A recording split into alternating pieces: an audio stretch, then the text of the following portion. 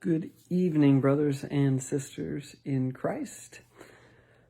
This evening, I was reading up on my Chicago Cubs and Wrigley Field. I know a lot of you are like me, missing baseball. You know, the Cubs would be, number one in the National League right now if we had the season going on. We know that. But today, May 12th, was the day back in 1970 when Ernie Banks, aka Mr. Cub, hit home run number 500 on this date in 1970. And Ernie Banks, he's got a statue outside of Wrigley Field. He has he's a place in the Hall of Fame. And he had a very successful career. He was the home run leader for the Cubs up until a guy named Sammy Sosa came along.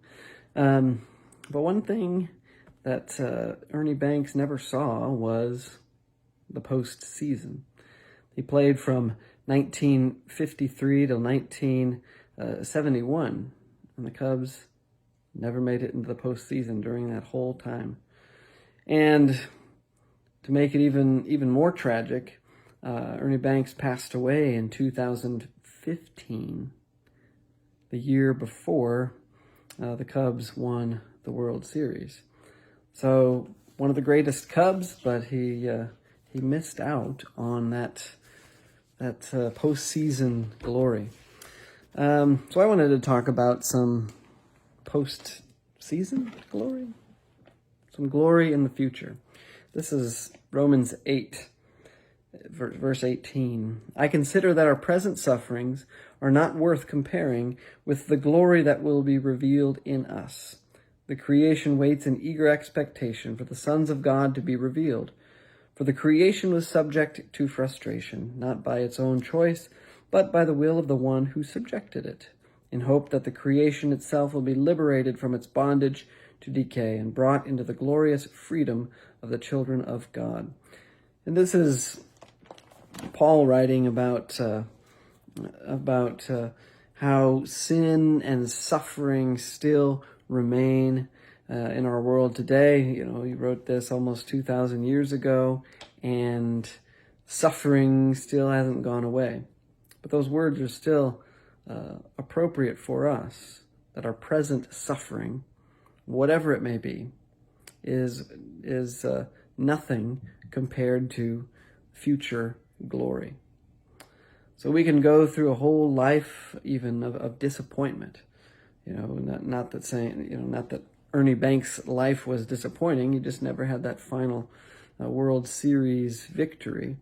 We may go through our lives, without really living a joyful life, or we may suffer through our whole life. But no matter how terrible our life gets, we have that promise of future glory through Jesus Christ.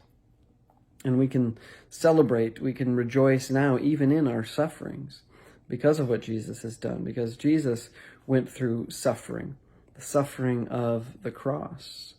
And as he hung on the cross dying, he may have been going through his mind that his present suffering is nothing compared to his future glory.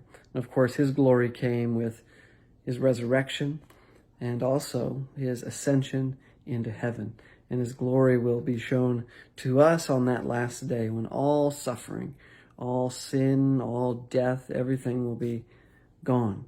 When Christ returns, for that future glory will be better than any baseball game, any World Series victory, that glory of Jesus Christ bringing us into our eternal home, a home with him.